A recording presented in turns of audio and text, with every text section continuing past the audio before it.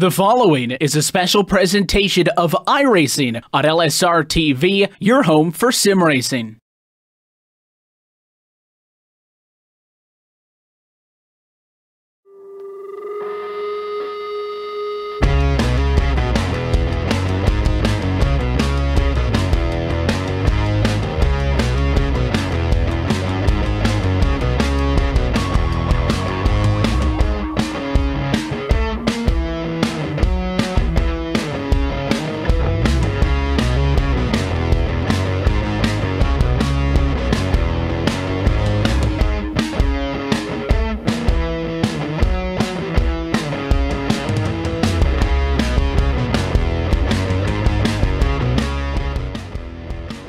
Live tonight from the Eldora Speedway, LSRTV is happy to say good evening, sim racing fans, and welcome to our coverage of tonight's Blue Chip Outlaw Racing Series Super Late Models Eldora Championship 100 from the Big E in Rossburg, Ohio at LSRTV, your home for sim racing and iRacing Live. As we welcome you topside under the lights this evening at the LSRTV booth, myself, Evan Pisoko, alongside with Trevor Valderrama, with our producer Cisco Scaramuza in the infield, twisted and tweaking at aisles, and bringing us to you this evening. Before we get to on-track action, I want to remind you that it is a double-header night tonight at LSRTV and iRacing Live. Immediately following this race at about 9 o'clock. For those on the East Coast, we will continue with our coverage of the 2018 NASCAR iRacing Pro Series. That is later on this evening, but Trevin, in the meantime, the Dirt Super Late Models are on track for an exciting series finale with the Outlaw Racing Series back with us again. They are bad fast on this track. They're working about 15-second laps on this track, but that won't last long because this track will change over time. These guys are on dirt, and it will deteriorate the inside, the middle, and the upper groove. So they're gonna have to find ways to make their car stick on the lanes that they want to stick on. It's just gonna be fantastic to see the cars moving around and finding places to stay throughout the night. What comes in at half a mile, clay oval, 24 degrees of banking. The Eldora Speedway is not a small racetrack in any regards, and tonight's 100-lap season finale will provide us some surefire, excited racing. No doubt we had an opportunity to see the guys at the Outlaw Racing Series with us a couple of weeks back in November for the end of another, or rather in August, I should say, for one of their championship events, and we're happy that they are back with us with the Blue Chip as a presenting sponsor this time around. Last race out for these guys in a regular season was from Williams Grove Speedway, and that one it was won by one of the drivers who is looking pretty quick in this session tonight. Leodan Pina in the number 44 took home the checkered flag in that race with Tyler Bannister, Gavin Manning, Cass Bedford, and Evan Black to round out the top 5. But I think the big thing that we need to be looking at, Trevor, is the championship standings coming into tonight. Pina is still up at the top of the board and has a gap that is 61 points to the good if you look back to the likes of Cass Bedford, Matt Paddock, and company. So he's in a comfortable position into tonight, but does not have this thing locked up just yet. Absolutely, and drivers will be fighting for position all night long, so look for the top 5 in points, or possibly even more, fighting for position to get to that top spot. And it's just going to be fantastic racing all night long. These drivers are going to gun for it, and it's just going to be a fantastic night for racing here at Eldora Speedway. When you take a look at how the championship looks after the Black Brandon cuts around through the top 5, should note that we have seen 5 different race winners this season. The likes of David Heileman, who's gotten 1 trip to victory lane, Carson Sylvester, and Matt Paddock all have 1 win. At the very top, it's Leodan Pina and Cass Bedford, the top 2 at the championship, 4 trips to victory lane apiece.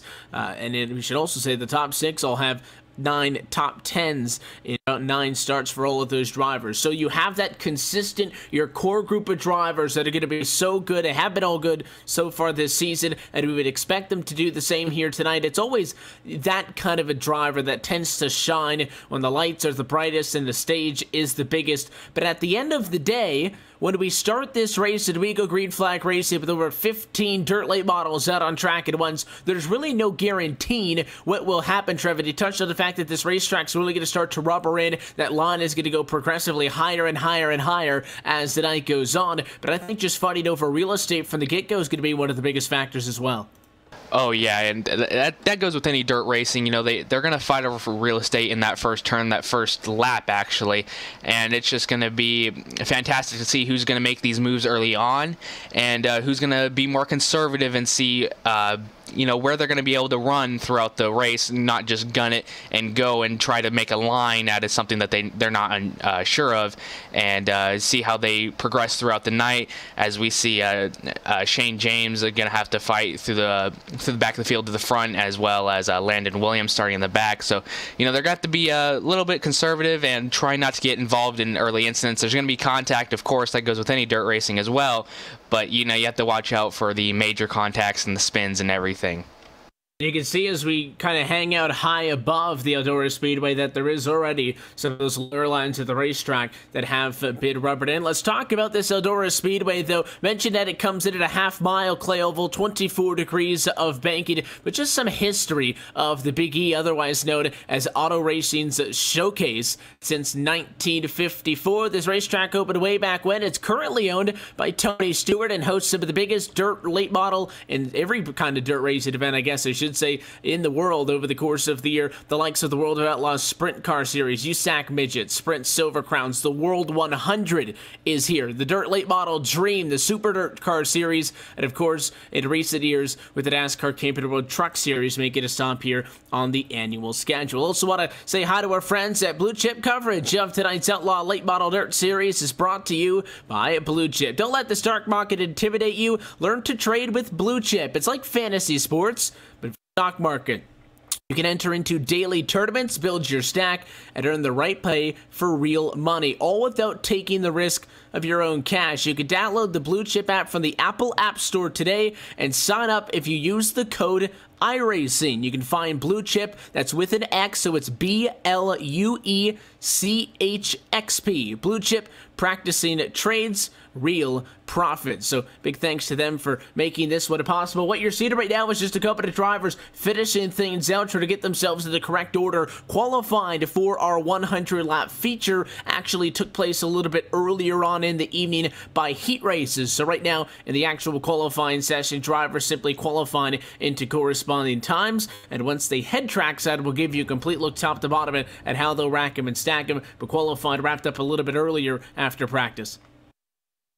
Yeah, and those qualifying races were fantastic. It's, if anything was if this feature race is anything like what these heats were, it's going to be a fantastic race. They were side by side, and it was just hard racing all the way around. It was absolutely fantastic to watch. So I'm really excited to see how these drivers are going to adjust to the track once it becomes rubbered in, and lines are going to have to change and adjust to themselves, as the cars are going to be all around them, and it's going to be a fantastic show tonight. Stick around.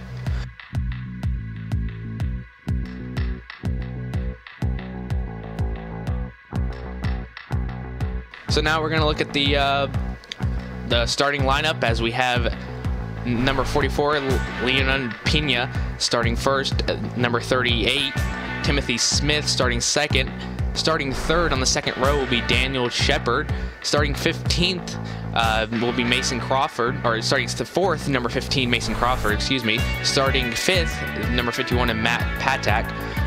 Starting sixth, Evan Black. Starting seventh, David Heilman. Starting eighth, Dylan Crook. Starting ninth, Kaz Bedford. Starting 10th, Jordan Pauly. 11th, Denton Threat. 12th, Brandon Krutz. 13th, Corey Silva. 14th, Cole Brogston. 15th is Simon Thorns. 16th, Landon Williams, and rounding out your top 17 drivers, Shane James. There's a look top to bottom at your LSRTV starting grid. and we're getting ready to pace out on track as we have 2 pace laps before we actually get going throughout the field for this green flag. Yeah, we do, Trevin. Good evening, everybody, and behind the official iRacing pace truck right now as we get ready to see the field begin to roll from pit road here. 2 quick pace laps, and then they'll be on the loud pedal here for the green flag at Eldora Speedway. As the pace truck now begins to pull away, we begin to pace. We talked about some of the characteristics of this track, Trevin, but one thing we did not mention a whole heck of a lot, you mentioned it briefly, was the side-by-side racing, and a lot of slide jobs going to be on the docket here for today. What do these guys have to do to make sure this goes their way? Well, they just have to adjust to their line quickly, have to find a line, make it stick to them, and make sure that they have enough room to do slide jobs and they won't be making contact with their right rear with the other person's left front, because that could spell disaster for your night and end very quickly. It's going to be fantastic to see all these slide jobs and how it's going to work out throughout the field. And I saw some 3 wide, possibly even 4 wide action in the heat, so I'm expecting to see that as well. It's going to be fantastic racing all around as we're pacing and getting ready to go green. And we thank you for joining us here on doubleheader night here on LSRTV as the iRacing.com pace truck heads to pit road, and the field is going to be in the hands of Pina in the 44. Thank you for joining us. Pace truck begins to head in, and it's now in the hands of the driver of the 44. The Outlaw Blue Chip Racing Series is live right here on LSRTV, and we are green flag into turn number 1.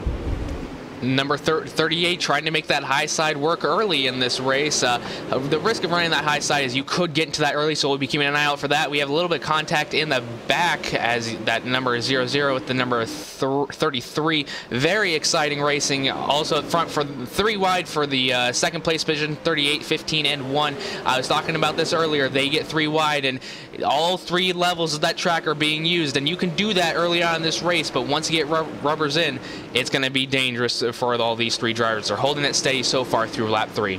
Yeah, down on the inside goes Daniel Shepard looking to try and cut in, and he's going to be down there through that kind of slower groove there. You see the guys on the outside being able to make it work. It's Timothy Smith and the 38 up on the high side making things happen as they come through 1 and 2. He'll be able to have the preferred line up against the wall there, the Kyle Larson lines that were. On the inside, Mason Crawford trying to make it happen, but just not able to carry the speed all the way through. It's Smith up to P2 and holding on to it very well as they head back into 1.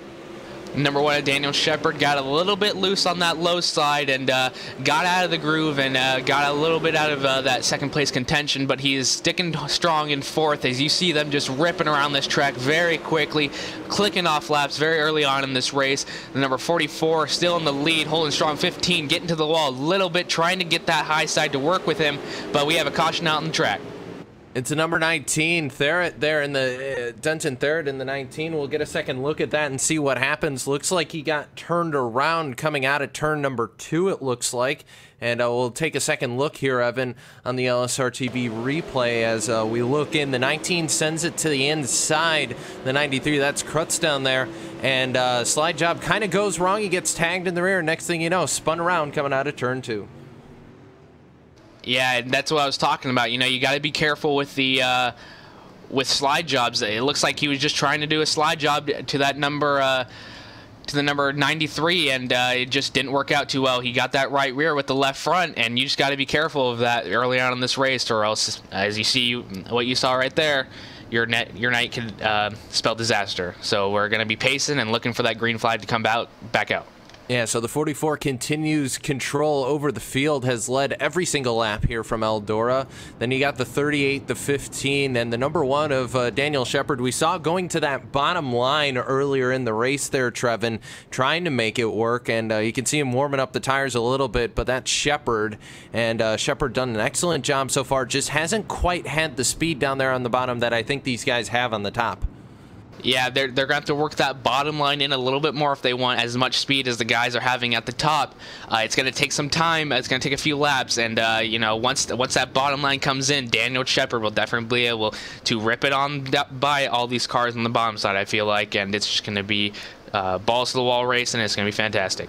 Yeah, and Patak there sits in P number 5 as the lights are out here on the iRacing pace truck, I should say, in the field in the hands of the driver. The number 44, Leon Pinda, heads back to the green flag once again. Green flag back in the air. We're racing here at Eldora, back into turn number 1. Gonna look to the outside is gonna be the number 38. He'll make it stick as they go side by side for the lead. It appears to be that high side is working out for a lot of them. That 38's going to get into the wall. 15 going to have to dive a little bit lower. Fantastic avoidance by the number 15. Again, that is the risk of running up high as the number 15 now battling for that race lead. That high side is still working out for the number 44, Pina, as the 38's going to try and get his momentum back on that high side. He's closing in quick now. Great recovery by that number 38 of Timothy Smith going into turn 1 on lap 12. Yeah, it's Mason Crawford just got in the outside retaining wall right there, able to hold on to it almost 3 wide back around Kaz Bedford, as well Daniel Shepard and Matt Patak. But meanwhile, Smith under attack, and it's Mason Crawford down to the inside looking for it. Sends it in very hard into turn number 1 and 2. We'll have to see if he has the exit speed. He does not. Timothy Smith able to fight back on the outside. Meanwhile, Pina out in front by about 2 car lengths or so as they come through 3 and 4 once again. The 15 trying the slide job, it just won't stick. Absolutely, he's trying over and over to slide job, and it's just not working out for him. As you see, he's going to file in with that 3rd position, but the number 1's going to put him under attack as well, and it's going to be fantastic racing through lap number 15 as we see still that battle for that top 5 position. The number 51 is going to try and get into the mix, as well as that number 33 working on that bottom side. You see everybody sticking up top in the top spots, but only that 33 is challenging that inside as you see them working around the Big E on lap 16. This is great racing so far. And as we predicted, everybody has moved themselves up towards that outside line. The 33 you mentioned, but the lone driver's down low. The 00 Crook's been able to get by him, and they have all moved up top. Battle right now is on for 2nd spot. Pina's pulled away, but it is fight for P2, and Smith gonna get some ground because Crawford tagged the fence a couple of times. That time in 1 and 2, and another little bit of a kiss. That time in 3 and 4, used it every inch of the racetrack and brought Shepard right in on him. Very active battle inside of the top 5 as now Crook tries to go to the inside of Patak at the 51 machine. Absolutely, and we have battling all over the track. The 00 now looking to the inside. He was up top, but now he's looking to the inside, clearing that number 51 through the front stretch. Fantastic work by that 00 car as now he's going to have to work on attack of that Daniel Shepard in front of him and then work on the top 3 as well. Number 51 is going to try and bounce back and try to get to that 01 or that 00 as the 33 is also working on that bottom lane. It's exciting to see the different lines that are used here tonight and how they're going to be progressing on throughout the night. And we see a lot of battles happening inside this top 5 racing. Top 5 still within 2 seconds of the race leader. The gap between the top 2 is closed down a little bit. It's only 0.4 of a second right now. Smith, though, very much preoccupied still with Crawford on the back end. We're 4 wide behind, and there goes Bedford up and over. On the back straight away, and the caution flag is out again. Yeah, that was just close racing, and number 51 got into that number 00 and then just sent the number 33 up into the wall, and that's just dirt racing, and when you get into contact, it's just going to end your night early for that number 33. That was a heartbreak to the number 33's night. Bedford there, and it was kind of 2 sets of 2x2, but it was, you know, the 1 machine to Shepard, the 00 of Crook. They got into each other, and it really just opened up the door for the 51 of Patak to go down low, and they really weren't planning on being that 3-4 wide, and unfortunately for Bedford coming in on the inside, he got tagged, went up the hill. The 21 also had nowhere to go. That was David Heilman, top side of the racetrack, who also gets a piece of that one, and about 3-4 cars total might end up with the piece of damage in that exchange, and we slow things down again from Eldora. And again, this is what we expect to see in these opening laps. Drivers trying to filter themselves out through the running order, find a spot in line that they can kind of sit comfortable in for a good amount of time, maybe try to ride some of this race out, but already going to be at quarter distance by the time the lights go up back out on top of the pace car, and we look for another restart. So despite the fact that a couple of early yellows, race pace not lacking at all, going by quickly in the early going. Yeah, these guys are absolutely clicking off laps, and you know, you do want to log some laps, especially for that number 44 of Pina. The number 44 car definitely wants to you know, log some laps and pull away from this this pack behind him, because doesn't want to get involved with anything. You see a lot of racing inside the top 5 with Smith, Crawford, Shepard, Crook, and Heileman, and it's just fantastic racing, and this is only the beginning. Green flag is back out in the air, and a caution flag already going to drop. Problems behind, and it's 3 of them. Landon Williams in the 22. Might have been one of the first cars to go around. No, he was a victim of this one right off of the restart. Just looked like the 93. Tough to tell if Krutz got tagged in the back end or if he just lost that car. Look, he did get quite a shot in the quarter panel by Threat and spun him back up the hill. The 22 got tagged, and the 33 machine might have lucked out by spinning through the gap, but that one coming immediately for the restart could keep things slow. Just as your race leaders were back off into turn 2, we'll check them up and try it again. That yellow right at halfway, lap 25. Yeah, that was fantastic racing, and you know, just close racing that we're going to see all night long with these drivers, and you know, they're going to be fighting for position. It is the championship race, so the pressure is on for a lot of drivers to move themselves up into the points point standing, and it's going to be again a lot of pressure for all these drivers, and they are definitely feeling it, and you can see it. Fastest car tonight continues to be the 44. Coming into tonight, lead in up top, the Pina entry with a 80, actually was a 61 point advantage. I'll get there sometime. 61 point advantage coming into the championship race tonight. Again, all but has it mathematically locked up, and obviously you would like to break the tie that he has with Cas Bedford, who's way down in 16th position for the most wins this season. He doesn't need to have that kind of a performance tonight, but you never kind of want to tiptoe your way to the championship. He wants to make a statement this evening, as he has all season long, and he'll get another opportunity to try to stretch the legs out and go back lights out on top of the iRacing official pace truck. Coming out of turn number 4, green flag getting set to fly again. We're off and away. 28 laps down as we get back going. Number 15 immediately jumps to that inside line, trying to challenge number 38 of Smith, as well as the number 44 of Pina. 15 of Crawford still working that bottom lane, as you see the 00 of Crook behind him working that bottom lane as well. Number 1 Shepard working that high side. Number 44 of Pina gets into the wall a little bit. Smith now challenging the Pina on the high side. Now Pina's moving to the middle side, and 38's getting in the wall a little bit. Everybody's all over the racetrack. 15 going to go bottom to top. The 38's going to go top to bottom as Smith tries to get back into the fight for second. But it was a nice move by Mason Crawford to go low on the restart to jump up to second. He wants to go for the race lead. Looks top shot on Pina. Can't get it that time, but it was a whale of a challenge. The one machine sliding. It's Shepard who's going to get tagged. He'll come down and tag Pauly, and a yellow is out again. And that's just, you know, wrong place, wrong time again for that number 5. He just got, that number 1 of Shepard just got loose, and Pauly had nowhere to go, and just sends him around, and that's unfortunate timing for his race, as the number 51 of Patak definitely misses out on that. Shepard took a very shallow line into the corner, where the car just really ran out of momentum. And this race comes to another caution flag. I thought Mason Crawford might have been able to sneak away with the race lead in this, and he actually had led last time by the start-finish line in comparison to Pina, but I believe the 44 was able to get back in front before the moment of caution.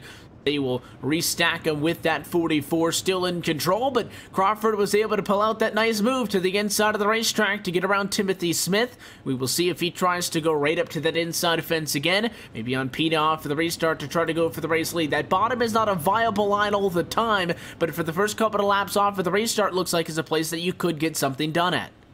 Yeah, you saw the number 15 of Crawford and the 00 of Crook working that inside line, and then them moving up to the top side after a little bit of laps. And number 15 definitely challenged that number 44 for the lead, and he was definitely going to get him if that caution did not come out, so we'll be looking to see how that high sign is going to work for that number 15 of Crawford and the number 44 of Pina. Cars go up top side on the racetrack, single file restarts. You cannot pass on the inside coming to the green. You can technically pass top side. That's why you see all these cars work right up against the wall, try to protect their positioning as we get set to go at it again. Very short caution flag cycles. Truck's already back down and in. Pina's going to get set to go once more. Got a pretty good jump last time, but keep an eye on Crawford from second as we go back green. Right to the inside he goes and challenges for the top spot. Number 15, Crawford, trying to make it work on the inside. He's edging him out a little bit. He's going to be able to pull a slide job. He does on the 44, taking the race lead away from the number 44, Pina. Pina coming back, trying to challenge Crawford on the bottom side now, and he's going to make it work as the number 38 and number 1 are also on the bottom side, but that 15 slides through the middle of the 38 and 44, absolutely pulling away, trying to pull away, I should say, from that 44 as the 15 now takes over the race lead. That is Mason Crawford. Pina trying to work back and almost gets to number 15, and 15 still able to pull out. Some of the crossovers back and forth. Crawford way up top, the 44, the aggressive slide. That time it's not going to happen. And Mason Crawford has established himself as a race leader. Another aggressive slide. Pina almost all the way up in front of the 15 as Crawford wants to stay up against the fence. Everybody else works down low, and the 15 going to have to cross him over as Pina goes topside. This is fantastic racing, and we're not even halfway through. You see 3 wide for the race lead a little bit, and number 44 again challenging the number 15, the number 38 on that bottom side. That's Timothy Smith trying to make that bottom side work as well, and it's just not working out too well as you see them cross over again. 3 wide, a little bit tagged by the number 38, 15 a little bit squirrely coming into turn 3. Got tagged there, cut down on Timothy Smith. That move worked last time for Crawford to go outside to inside on the 44, but that third car wasn't in the picture, and Crawford is better off of the corner. We can see that, but it's that low dive in for the 44 and the 38 that works so good, and caution is out at the back of the pack.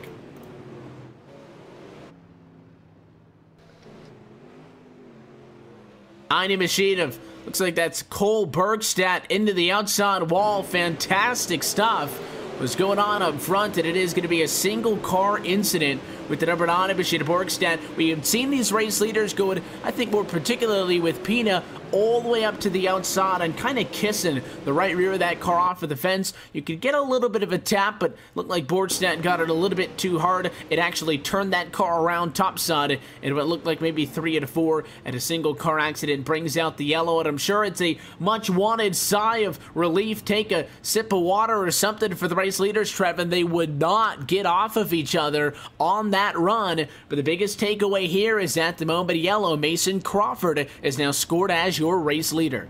That battling between the number 15 of Crawford and Pina has finally paid off for Crawford, as he is now the race leader. And you know, I'm only expecting to see more 3 wide action. That was not the only 3 wide action that we saw. We saw a lot of 3 wide action,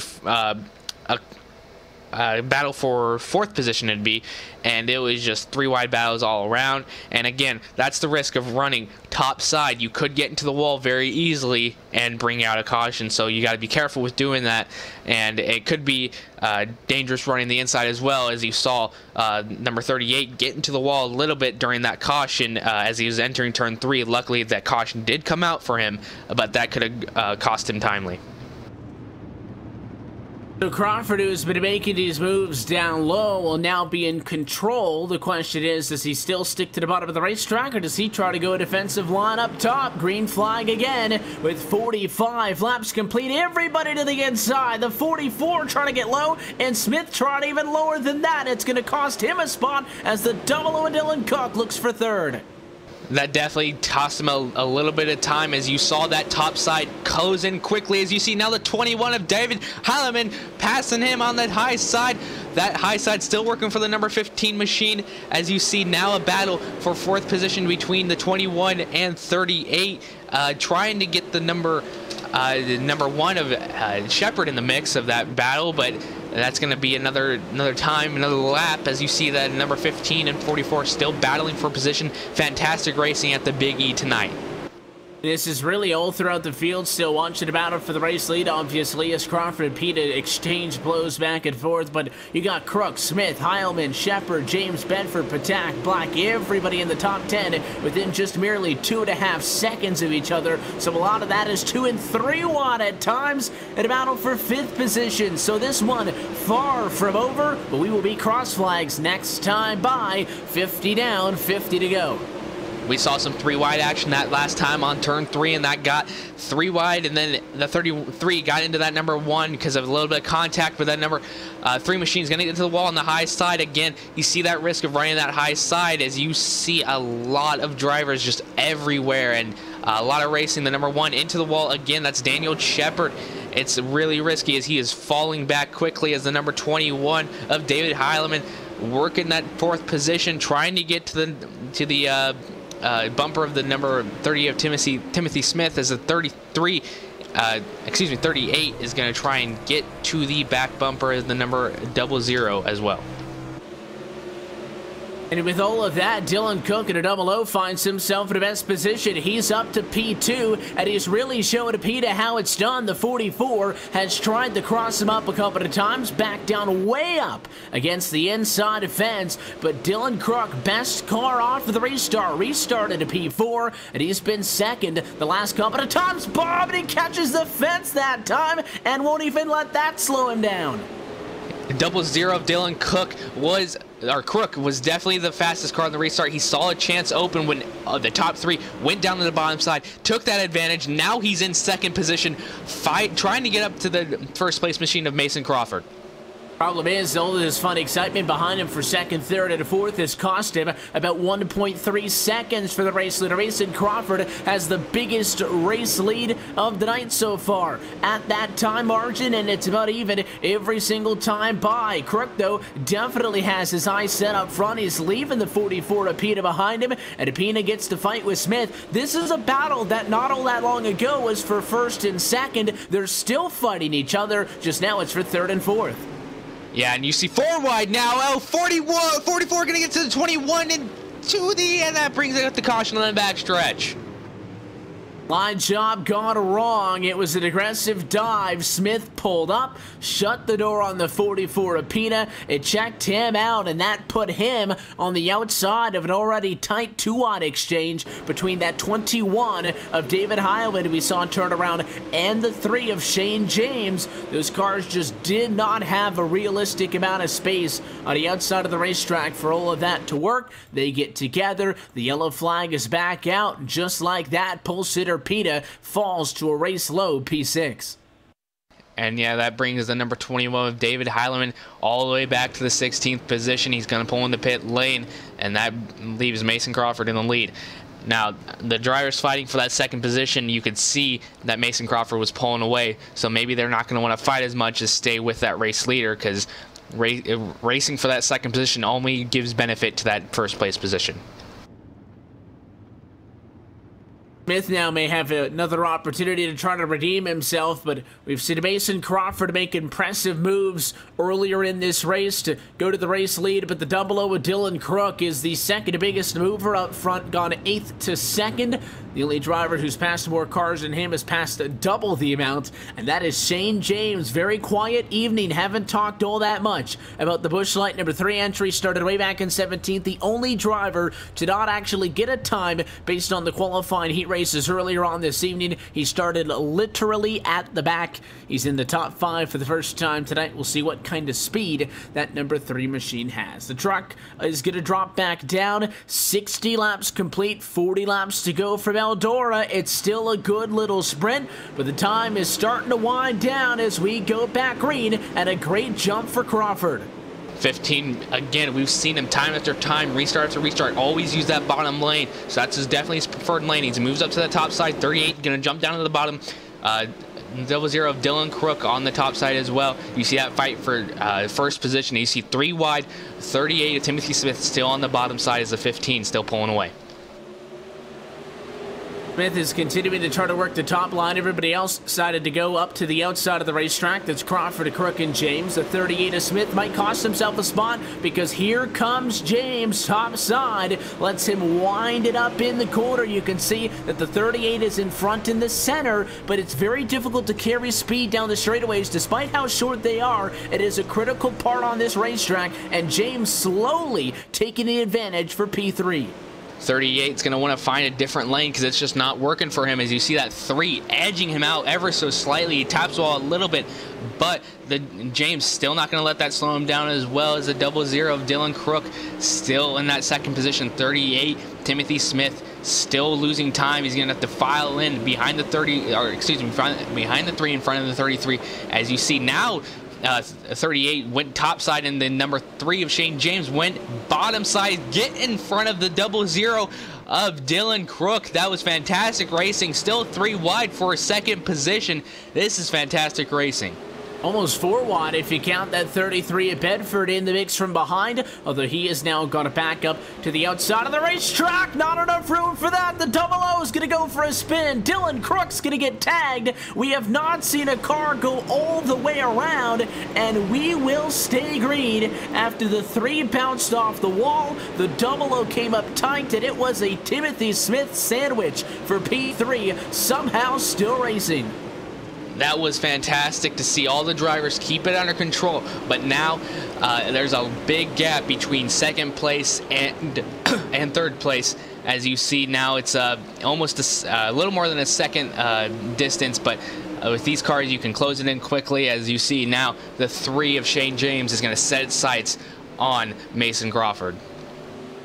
He's going to be able to get to him is the question. He's going to have to make up 0.6 of a second. James' biggest mover on the night. Didn't really put up any impressive numbers. Maybe that was part of the strategy. He'll have to wait. Caution and big issues for Corey Silva. Monster wreck at a 94.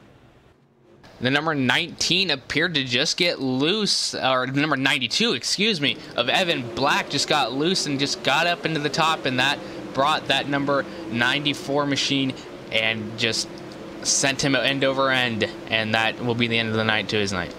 Up into the catch fence. He was the innocent victim, but he was racing with a teammate. Silva had Krutz right on his inside. Neither of those drivers could really get down any lower. Once you commit to a line in a car like this, there's not much you can do, and basically the 94 just kind of had to try to ride that one out, maybe hope that that car in front slid down the racetrack. It did not, and Silva is the bright blue, the blue and white entry that I saw flipping through the air first, absolutely destroying his car, and his night will end about 30 laps short of the checkered flag, and it gives us another restart. I don't think we needed a restart to get the battle for the race lead on, but this will help things out. Shane James was closing in, and now is going to restart once again right on the gearbox into the 15 machine out in front. Number 3 of Shane James had the top side dialed in and was catching that number 15 machine of Mason Crawford. This caution gives benefit to all those drivers that were involved in that incident a few laps ago, because now they're bunched back up and going to be able to contend for that race lead again. Now the question becomes, how many more of these restarts are we going to have as the lights go right back out on top of the iRacing.com official pace truck, just inside of about 30 laps to go in this race. Does that mean 2 restarts, 3 restarts? Because it could be critical in seeing who ends up winning this thing. All of this racetrack, all that black has been rubbered in. The only grip is way up top, and that's where they'll come at a turn number 4. Green flag again. Number three of Shane James looking to get past that number 15 of Mason Crawford on the high side. 33 has other plans for him. Kaz Bedford working that bottom side as well, trying to get in front of that number 3 of Shane James.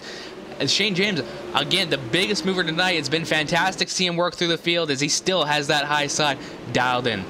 33 takes a good line on the inside, but the speed just isn't there anymore at Bedford. In number 33, is she now going to have to worry about defending third instead of challenging for fourth, because he's got the 44, a pole sitter, Lita and Pina right back on him as the 44 tries to make a late race charge back to the front. But Crawford opens up a good 0.5 of a second advantage right on the very edge. These drivers are all the way up against the fence. If you overstep that cushion the slightest of margins, just like that. You can throw it away, and James to the inside and challenging for the race lead.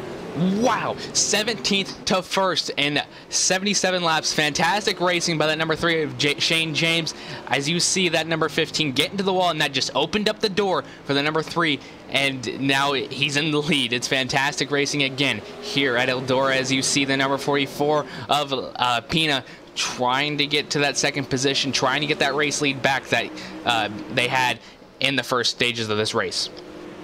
And I'm not going to say it was the commentator's curse because it didn't name drop Crawford. I was just saying in general, you hit the fence, you can throw it away, and now the 15 is even in more of a desperate situation because he's going to have to push to catch up to the 3. And if you're overdriving your line, then you're obviously at more of a risk of tagging a fence. And all of a sudden, Shane James, I think he had the speed to challenge anyways, but he is not going to let this opportunity go untaken. And he is starting to stretch now to 0.4 of a second over Crawford in second, and Leon Pina back in third. Shane James absolutely dominating the field, now checking out of that number 15 machine of Mason Crawford, as the number 44 still battling for that second position. As you see the number 44 Pina working that middle lane, trying to get something done. That number 15 on the high side is still got that top side a little bit better, and you know, he's got to find a different line and wants to pass him. Not a lot of time left in this race either. 18 laps to go. It looks like as James continues to pull away that we might just need another yellow flag if anybody else is going to be able to get to him. The fight is on for second. Here we go. Pina to the inside of the racetrack. Not quite there to pull the full slide job, and he will tuck back in line on the straightaway and try to set the 15 up again. But just look how much of that racetrack has been rubbered in. There's zero grip on all those dark lines, which is basically the entire turns 3 and 4 at this end of the racetrack. Yeah, and that's what I was talking about earlier. You know, these tracks are going to get rubbered in fairly quickly, as you see now. Only 15 laps to go, and there is no grip anywhere except for that top side. And that number 44 still trying to make it work where it's very dark. So I'm skeptical that it's going to work, but you never know with dirt racing. 44 continues to basically ride just right up the middle there, hoping that it'll stick at some point, but I think the 15 has the best line. You're just barely getting those rear tires on some grip when you come off of turn 4, when you come off of turn 2, but it's really helping you. But it's not going to be enough to catch James' biggest race lead the 3 has had all night at now 1 second in front of the ongoing battle for P2. Something's going to have to give here, though, at some point. Kaz Bedford has dropped a little bit further back, so it is a 2-man fight for P2, and the 44 is getting ever closer to Crawford every single time off of the corner. Wow, look at that. You know, he's running very hard, doing slide job. Slide job 15 gets into the fence a little bit. That's going to open up the door for Pina. Now they're in second place, and the 15 try to battle back on that high side as Shane James just continues to pull away. 1.2 second lead coming to 10 laps to go here at Eldora Speedway. Second mistake for the 15. Second time he's lost a position off of the restart. Restarted to first. He's fallen to third, but he is not going to roll over and give this one up to Pina. I thought he might have been able to get topside that time in turn 2. Was not the case. 10 laps to go from Eldora Speedway, this time by in the Eldora Championship 100 with the Blue Chip Outlaw Racing Series Super Late Models.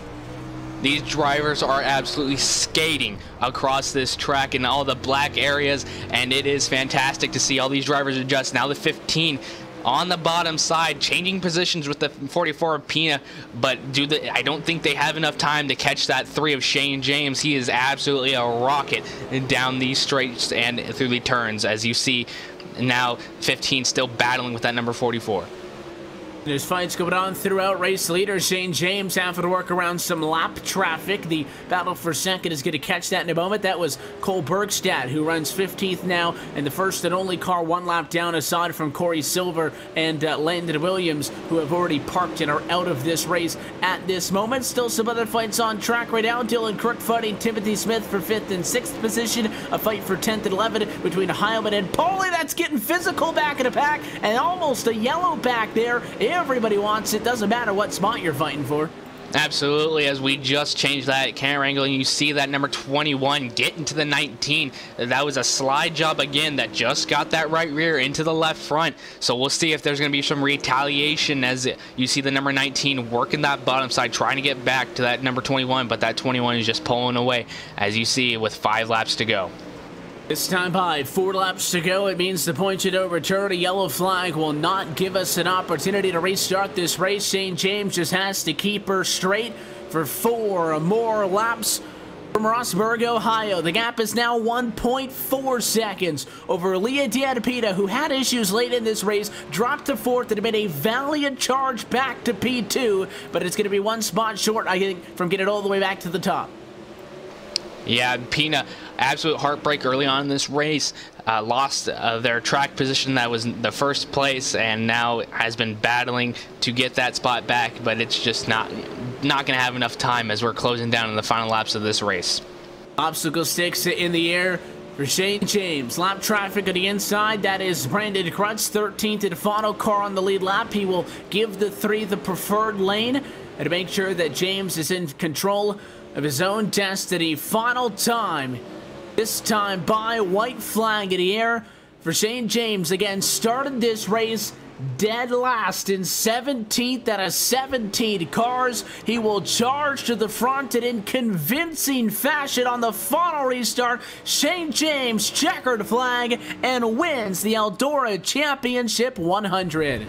That was fantastic racing by that number 3 of Shane James, starting 17th, as you pointed out, now finishing 1st. That just goes to show anything that can happen will happen at dirt racing here at Eldora Speedway. That was fantastic racing by all these drivers as well. Solid second place finishes for the likes of Peter Crawford in 3rd and whatnot. We'll take a complete look top to bottom in a post-race show, but this race had a lot of excitement, but it was a pretty good length, I think, Trevor, to run to the end of this and a restart with 18 laps to go. Kind of thought the way things were going, very short, quick stints, that we might have another restart, which I'm sure the 44 and the 15 would have appreciated because it would have got another shot at James. But the 3 machine, at the end of the day, not only did he have a fast car, but in that late race pressure scenario, didn't make the mistakes that some of those other drivers battling for the race win did, and that allowed him to pull to a 2-second advantage when the checkered flag came out. That was the biggest gap between 1 and 2 we saw all night under green flag conditions.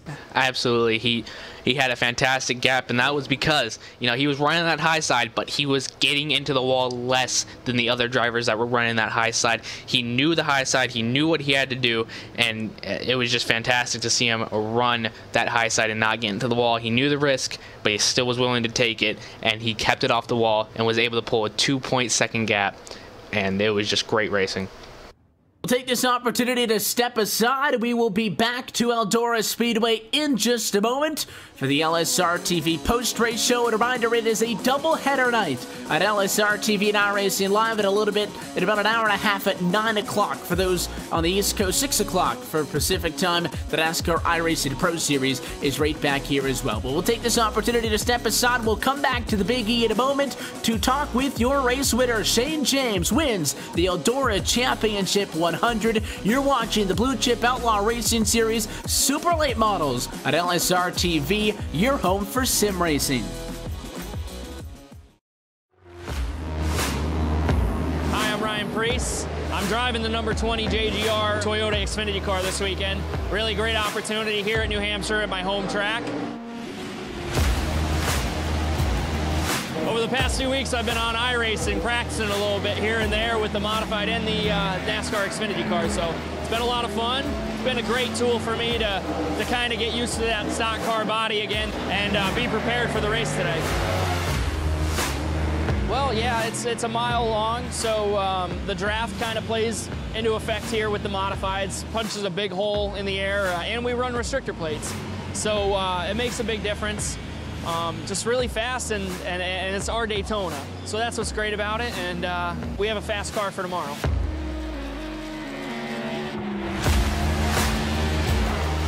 I think the biggest thing is they're heavier cars. The tire's a lot different, and the way you go about setting them up is a lot different.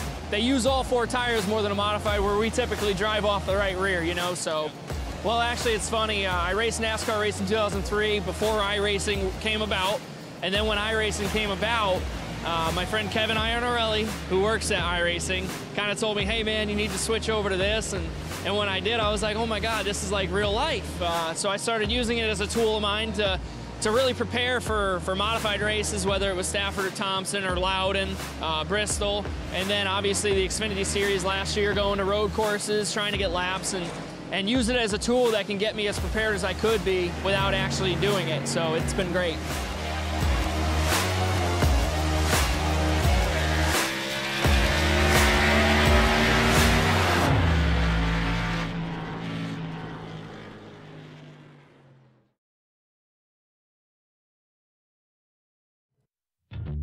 Welcome back live to the Eldora Speedway in Roxburgh, Ohio, as tonight's Eldora Championship 100 has drawn to a close, and the Blue Chip Outlaw Racing Series Super Late Models have rounded out yet another season of action on the dirt tracks, and we're happy that you've been with us this evening on LSRTV and iRacing Live. Happy that you're still with us. Topside Evan Pasoko, Trevor Valderrama with Cisco Scaramuza downstairs. We'll have an opportunity to chat with your race winner and your series champion trackside in just a moment.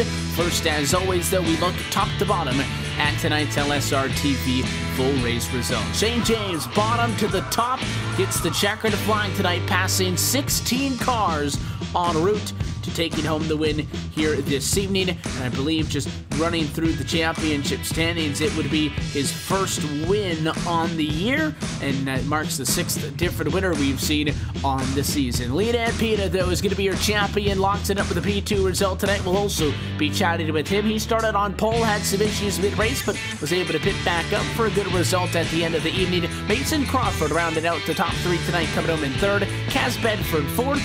Dylan Crook in the number 5 spot. Timothy Smith comes home in 6th position tonight with Daniel Shepard in 7th position. Matthew Patak at 8th spot with David Heilman in 9th and Jordan Pauly P10. Denton Thurett finishing his 11th. Evan Black 12th. Brendan Krutz first car lap down, finishing 13th. Simon Thorns 14th. Cole Borgstadt 15th. Corey Silva 16th. And Landon William rounds out your top 17 in this race. Look top to bottom at your LSRTV full race results. We'll see if we can get word with your race winner tonight, Shane James at the Eldora Speedway. Shane, you got us? Yes, sir. I'm right here. How you doing? I would assume not as good as you're doing, because you guys started at the back, and I'll tell you what, that race car looked like a rocket. Talk us through it. You started all the way back in 17th position, and 100 laps is a good amount of time at Eldora, but it didn't mean that you guys could kind of lollygag around. You still definitely needed that sense of urgency, and you guys were able to work up through the field, put yourself into position for that final restart, and eventually take home the checkered flag. Yeah, starting that far back, I had an issue with my internet. That's why I had to start in the back. I think I would have started 6th or 8th or something like that, but I kind of was patient early and just took my chances when I could, and kind of worked my way up there. And we had a few cautions, and then closed the field up each time, and worked my way up there behind Mason, and he just happened to get into the wall when I was right on the back of him, and then allowed me to go into 3 and get the slide job on him, and pretty much I held everybody off the rest of the way, I guess. And we saw, obviously, this racetrack really get worked into the point where you guys were just trying to get any sort of grip you could, and it was right up against the fence, and it kind of put that 15 in a position where he had to be out there. He saw you chasing him down. He made a mistake, and you guys took advantage of it. But not everybody was way up top, especially on restarts. We saw drivers diving down to the inside of the racetrack. I believe it was a Crook a little bit earlier on, and also the 50 to Crawford. When he went to the lead, they utilized the bottom of the racetrack on the restarts to make up those spots. What was the plan of attack there late for the 3 team, kind of sticking to it the top side where the momentum was off the corner? Yeah, the bottom was good there for a while, to knock off a couple cars here and there. But I tried it there maybe with 30 or 40 to go, and I just didn't feel like it was going to be the place to pass anybody. So I moved back up top and started getting rolling up there and just hitting my marks, and tried to stay out of the wall. I think I might have gotten the wall once, and actually I did, and I think that messed up Tim and a couple other guys. I want to apologize for that. But, usually I run the top here, so I feel pretty confident up there, and you really got to be perfect or you're going to be in the wall most of the time. The drivers who come home in second and fourth position tonight to represent 8 wins on this season. So it was no easy task for you to not only get to the field, but at the end of it all, to go head-to-head with those guys and get the win. I know that the 44 machine dropped back a little bit and tried to make a late race charge, but at the end of the race, you were faster than the driver who dominated the season and who was the eventual series champion. So I can only assume that has to feel good as well. Yeah, it does feel good anytime you can come in and, you know, run with these guys and then actually get the win. You know, that's everybody's really good lately on iRacing. It don't matter where you're racing, it seems like. Leo runs good everywhere I've seen him. Congrats to him on the championship. Just want to say thanks to, you know, Matt, you guys with Outlaw Racing Series, and the broadcast team. You know, it was an awesome race. I look to do more when you guys run again.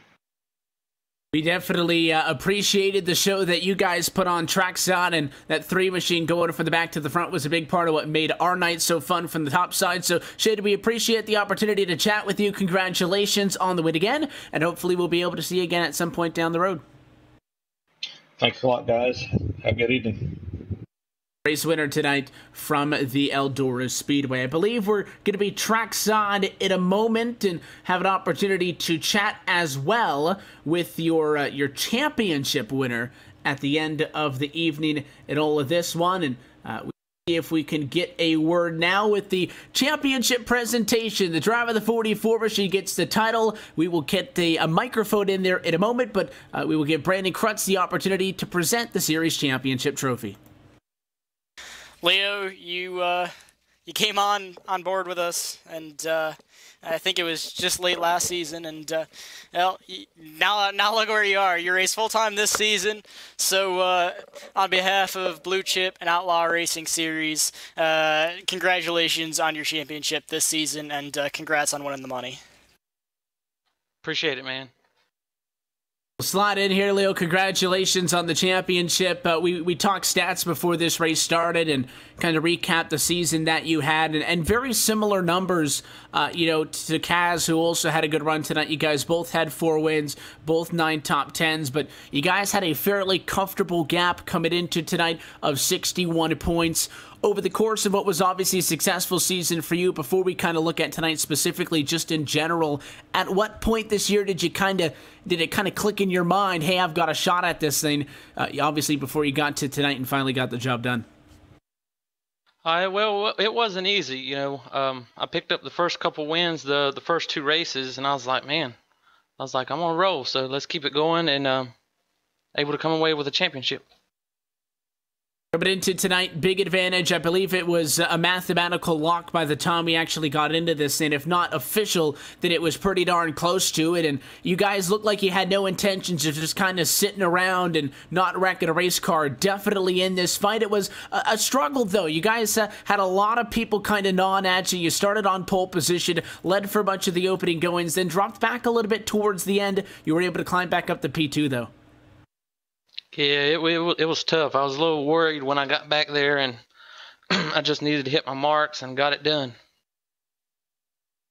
So as obviously Brandon has mentioned, you guys make a full-time run at this thing and you get the championship. Dirt racing is so unpredictable, really on a lap-by-lap basis, let alone a night-by-night basis, that I'm sure it's extremely difficult with a field this size, and obviously with the amount of talent that we see in some of the names, many of which are familiar to us here at LSRTV because we see them on the short tracks and stuff, and we know just how good they are. For you to be able to commit to this full-time, and every single driver, obviously, week 1, their intention is to get the championship. Now, as the season goes on, expectations change. Guys will be happy with the top 10 or the top 5, but for you guys to be able to accomplish that goal that you set out to do 12 weeks ago, how does that feel?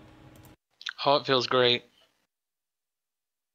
We'll let you take off. I know it was a long season and a longer night here running the 100 laps at 50 miles at Eldora. We'll give you an opportunity, though. Any sponsors or shout-outs you want to say hi to on the championship stage? Yeah, I'd like to thank Matt and Brandon and Evan and for running the league. I'd like to thank the broadcasters. And I want to give a shout out to my teammates at Driven Motorsports, Carson, Gavin, Tyler, and Slade. We appreciate everything that the folks at the series do as well for making this possible, and we also appreciate the time that you gave to us here post-race. So I know we didn't get to see you guys all season, but from everybody at LSRTV, Leo, congratulations on the title. Best of luck in the future. Hopefully we'll have an opportunity to catch you guys again. Yeah, thanks, man. That is your series champion from the Eldora Speedway, and obviously it's a Leodan Pita with a P2 tonight, gets him the title, and Shane James takes home the trip to Victory Lane to round out the season. We'll let Mr. Brandon Krutz get back to post-race duties. He's one of the many folks, as you mentioned, he, Evan Black, as well as searching for the name here, obviously some of the Matt Paddock driver I'm thinking of, who makes everything happen at the Blue Chip Outlaw Racing Series. Trevin, it's the second time in a row that we've been invited to cover the series finale. Just as fun, I think, as the last time. If I recall correctly, the last time out might have been a day race, so I always love it when we flick the lights on and go dirt track racing under the lights. A fun time out, and I can't wait to see these guys again, hopefully at some point in the future. Absolutely. These guys put on one heck of a show tonight in Eldora. Dirt racing with super late models here under the lights is always fantastic to see, but these guys know how to put on a great show for you fans, and definitely hope to see these guys later on in the future, and we can cover them. We are far from done with our live sim racing action this week, let alone for today. The NASCAR iRacing Pro Series is next at 9 p.m. Eastern Time as that season rolls on, but we've also got your calendar full through to the weekend. Tomorrow night, the Myrtle Beach Simulation Series is back at LSRTV and iRacing Live. That coverage gets kicked off at 9 Eastern Time. On Thursday, the Upstate Racing League is back in action at 9:30 Eastern. On Friday, the Super Speedway Cup Series goes back green as their playoffs start to wind down into the championship round. That one also is at 9 o'clock on the East Coast. And then, as always, on Saturday nights, it's the United Sim Racing BNC Lawn and Landscaping Truck Series at 10 p.m. Eastern Time. You can find a full look at our upcoming broadcast schedule online at livesimracing.com. And you can also, I think, the best way to keep up to date with us is by following us on social media, on Twitter at LSRTV, and on Facebook by logging on to facebook.com/LSRTV official. But until next time, on behalf of the entire team over here at Live Sim Racing LLC, for the folks behind the scenes, DJ Lyon, Laura Lawson, the broadcast crews who make it happen topside night in and night out, and of course, for your team tonight. For myself, Evan Pasoko, Trevor Valderrama, and our producer, Cisco Scaramuza, I want to thank you for tuning in and congratulate both Shane James on his win tonight from Eldora and to Leodan Pita on the championship in the Blue Chip Outlaw Racing Series Super Late Model Division. We step aside and say goodnight from the Eldora Speedway, but the NASCAR iRacing Pro Series is next at 9 Eastern, 6 Pacific on LSRTV. Your home for sim racing. We'll see you then.